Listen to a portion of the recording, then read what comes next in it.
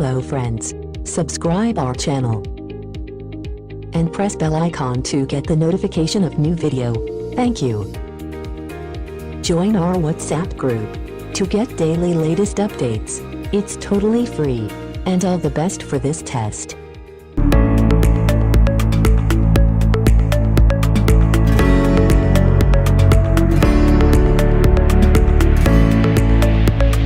The test is in 4-part, Part 1, Part 2, Part 3, and Part 4. Now look at Part 1. You will hear a telephone conversation between a student and an employee at a university sports facility. First, you have some time to look at questions 1 to 5.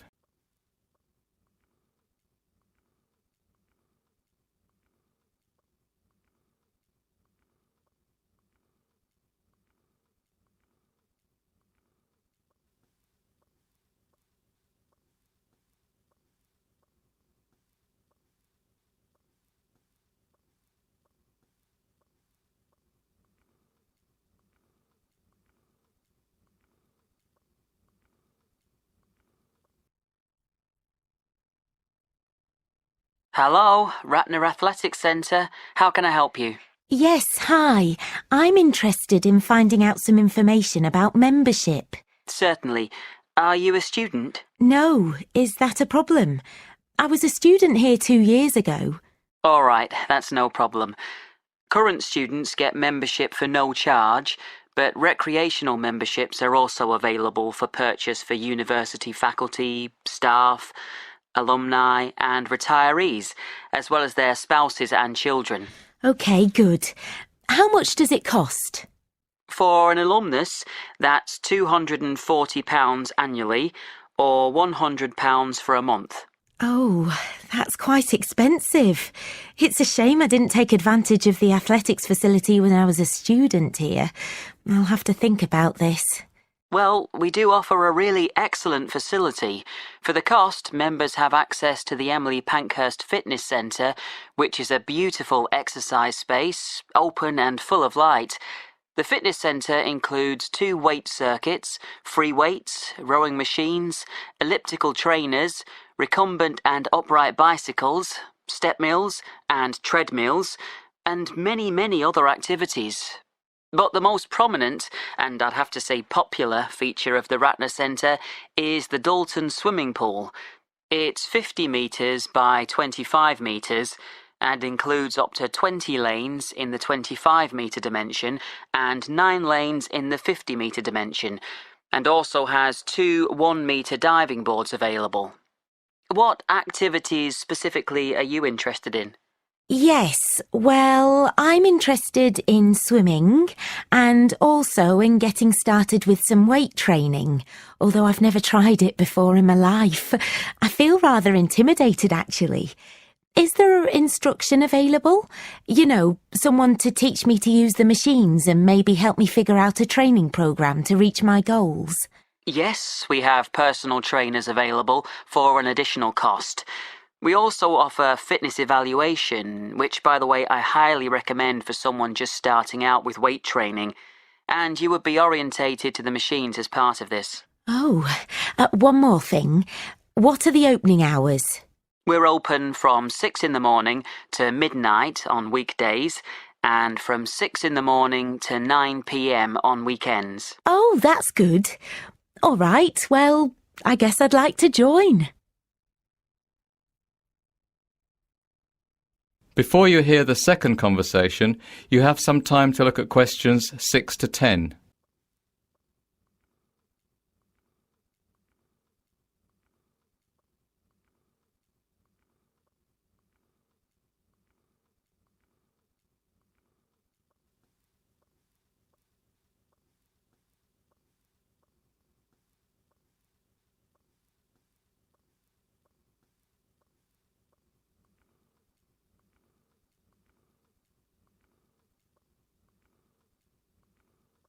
Now listen and answer questions 6 to 10.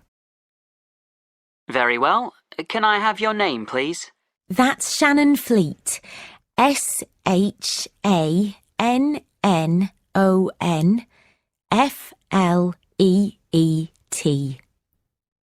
OK. And your address? 24 Whitehall Close, Newcastle. Sorry, can you please spell the street name for me? Yes, of course. That's WHITEHALLCLOSE.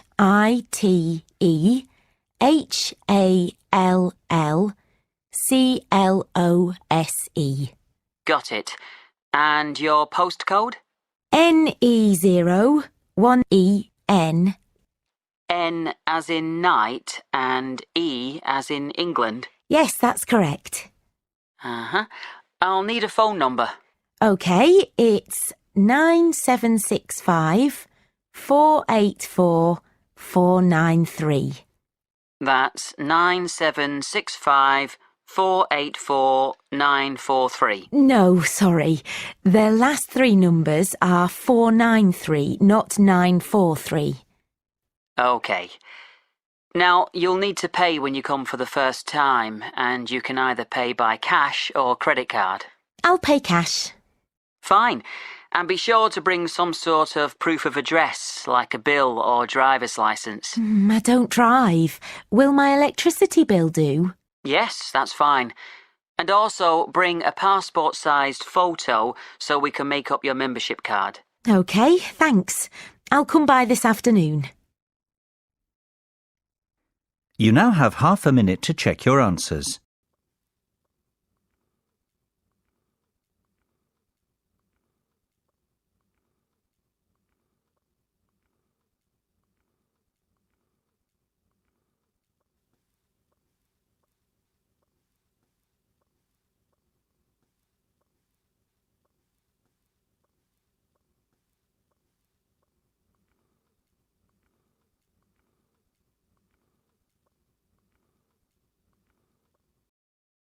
Now turns to part 2. You will now hear a speaker talking to a group of students planning to study in South America next year. First, you have some time to look at questions 11 to 15.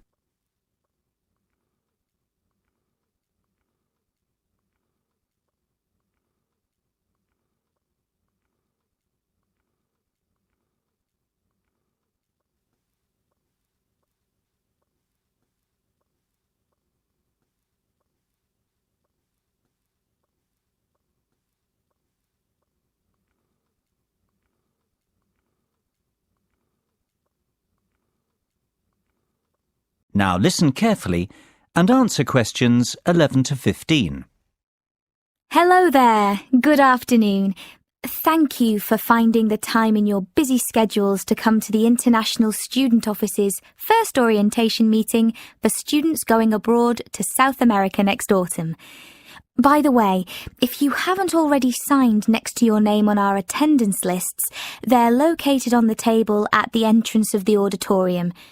Be sure to do it on your way out. Remember, this orientation meeting is obligatory, so you need to make sure we know that you're here. All right, to begin, we're going to be talking about health, and specifically the procedures that you have to go through in order to get your student visas for your host country. For all of you, this will entail gathering a folder of health information, such as vaccination records and proof from your doctors that you're not suffering from any serious contagious diseases. For many of you, this will also entail getting some extra vaccinations, depending on your destination country. All the specifics that each of you will need are to be found in your host country handbook that you received when you were accepted into the programme. Also, each one of you is required to attend a consultation with a doctor at the Student Health Centre who is specialised in travel medicine. The health centre can give you details about appointment times, but be sure to book your appointment early because the specialist is only at the health centre at certain times. To have the most benefit, you should have your meeting at least 4 to 6 weeks before your trip to allow time for your vaccines to take effect. Now, at this consultation, you will be given all the latest information about what vaccines you'll need and any other health considerations you need to be aware of. if you'll need to take medication for malaria, for example, or what to expect in case of any existing health issues. Before you hear the rest of the lecture, you have some time to look at questions 16 to 20.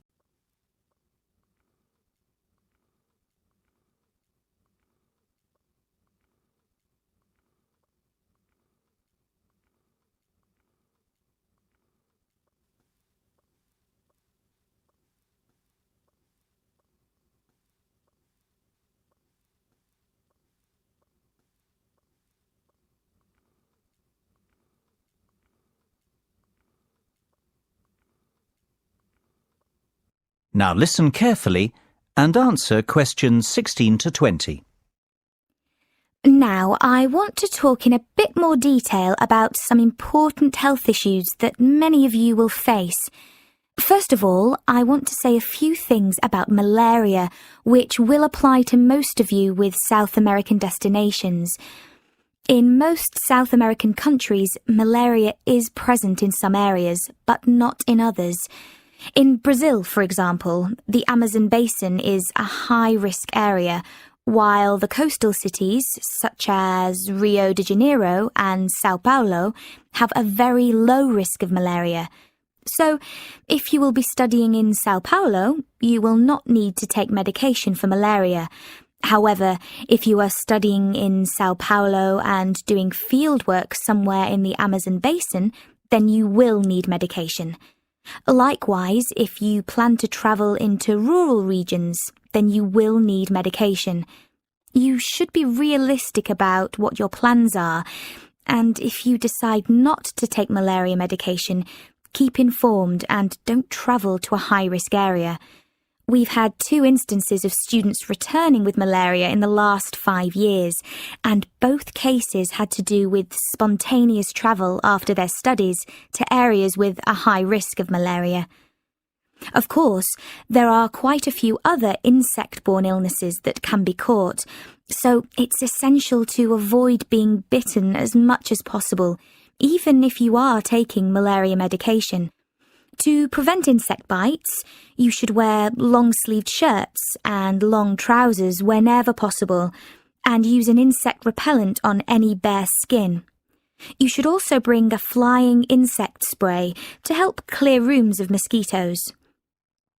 The product should contain a pyrethroid insecticide.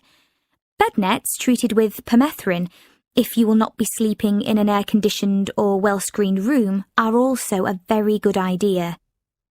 Although it's not always possible, it's best to remain indoors in a screened or air-conditioned area during the peak biting periods of dusk and dawn. Finally, in much of South America, there is a risk of schistosomiasis, a rather nasty parasitic infection that can be contracted in fresh water. So do not swim in fresh water except in well-chlorinated swimming pools. Any questions so far? You now have half a minute to check your answers.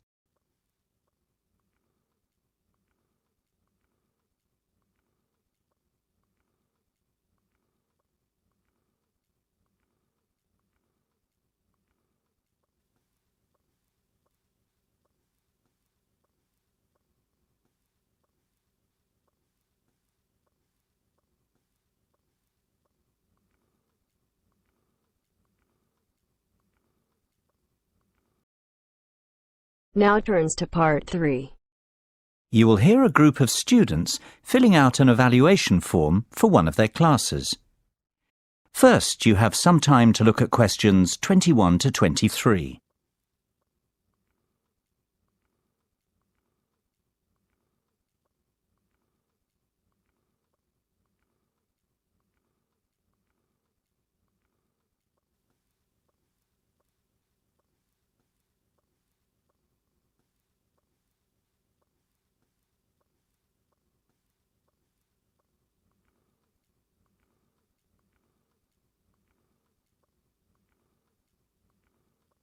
Now listen carefully and answer questions 21 to 23. Joshua, Ethan, wait! Don't leave yet. We have to fill in an evaluation form to hand in with our final project. Oh, not another one. We've done one of these forms after each project all term. It's a bit of a waste of time if you ask me. They just want to give us a chance to have our say about the project. But I haven't much of an opinion about it either way. It's just a project. Yeah, but if you did... Then it wouldn't be a waste of time, I suppose. What's your point? Well, just say you have no opinion. What's the problem with that? You're right, I'll do that. And it'll be easier than making something up. But even if we had issues and wrote them down, do you think anyone reads them? I rather doubt it. Of course they do. Remember in the first term, when there were some problems with people in some groups not doing their fair share of the work? There were lots of comments about this on the evaluation forms, and so Dr. Smith came and talked to us about it, and decided to add the individual evaluation forms so we could each evaluate our other group members' effort. That was a really important outcome. See, Ethan, without the evaluation forms, we wouldn't have the opportunity to report what a slacker you are. Oh, come on. I've done as much work as anyone. Yeah, it's easy to joke around because we're a good team. My last team wasn't so good, though, and I was really grateful for those forms. OK, let's get it done so we can go. Before you hear the rest of the conversation, you have some time to look at questions 24 to 30.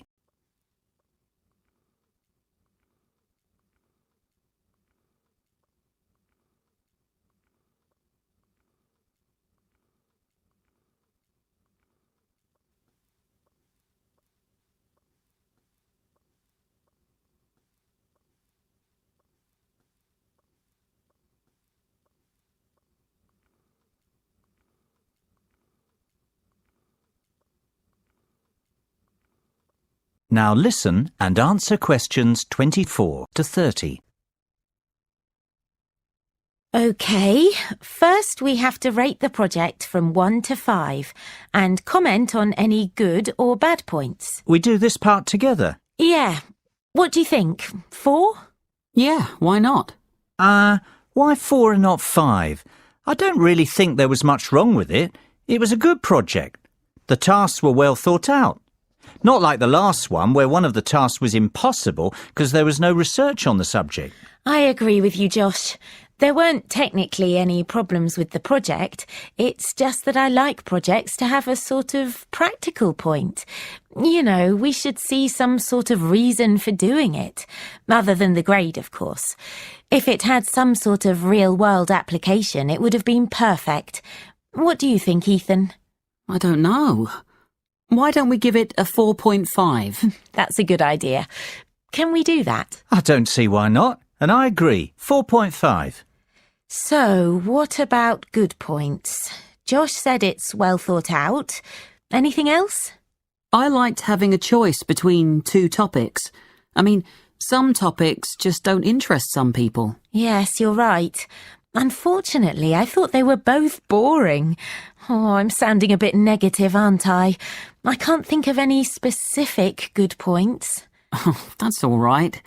Let's move on to the bad points. You're eager to go, aren't you?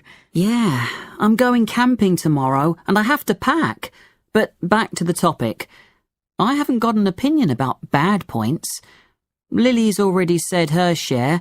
What about you, Joshua? Any complaints? No, I think it was a good project. Well, if I had to say something, I guess it would be the timescale.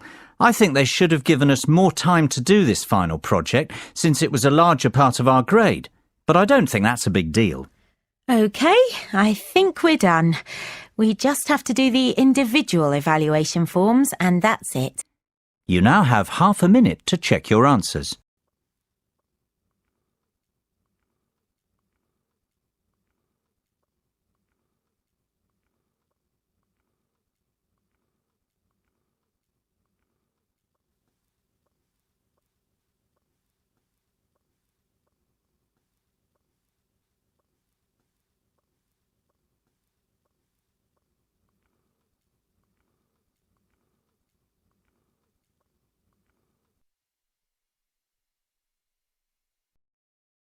Now turns to Part 4.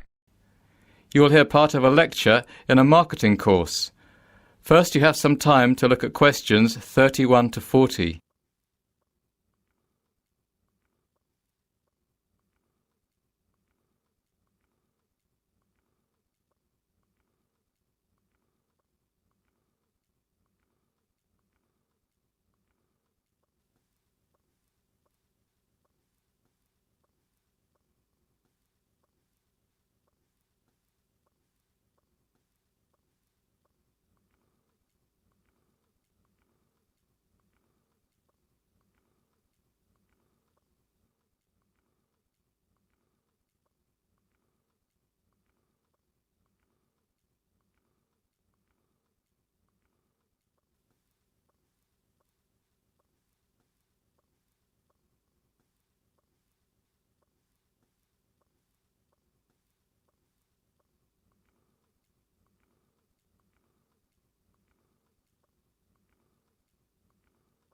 Now listen carefully and answer questions 31 to 40.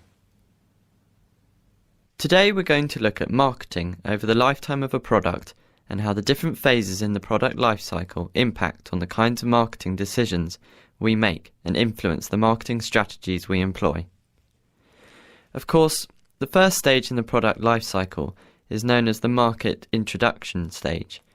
At this point, costs are very high indeed, and since the product is fresh to the market, sales volumes can be low to start as the product has yet to take off. What the marketing department must do, therefore, is get as much publicity as possible for the product and begin to develop brand awareness and loyalty. Think of the process as little steps. The first step is to get the brand noticed by your target market. This will require aggressive advertising using mediums which are likely to expose the product to and, just as importantly, appeal to the target customer. The next step would be to encourage the target market to try the product. Promotions, free trials and other special offers all play a role in enticing new customers over to your brand. Don't expect to make money during the market introduction stage. The focus should be solely on creating brand awareness. Then we move into the growth phase. Now here, costs will reduce dramatically as sales rise and economies of scale in production begin to kick in. Public awareness of the product has increased, and the focus of the marketing campaign will now switch more from creating awareness to generating customer loyalty and brand recognition. The first step for the marketing gurus is to find a way to reward return customers for their loyalty. In other words, provide them with an incentive to continue coming back. During the growth phase, several new competitors are likely to emerge as tangible threats to the business. The next step for the marketing team, then, is to differentiate their brand from the alternatives on the market. Unless customers see your product as distinct from the competitors, they really have no reason to remain loyal to it. Therefore, this brand differentiation that I have just spoken of is vital. So, you've grown your business. Now it's time to sit back and reap the rewards. We're into the maturity stage. During this period, sales will peak as the saturation point is reached. Competition will be intense, however. The work you have done on developing brand loyalty and differentiating your product from that of competitors will really pay off now. The marketing department must continue to differentiate the brand from competitors and, if possible, diversify the product features. That is, find new applications for the product in order to open up potential new markets and prolong the maturity stage. The final stage in the product life cycle is saturation and decline. Some would argue that reaching this stage is a natural progression for every product. However, there is a growing belief that, should the marketing department do its job properly, the product should stabilise and never really fall into decline. We'll examine this debate a little more closely next time. You now have half a minute to check your answers.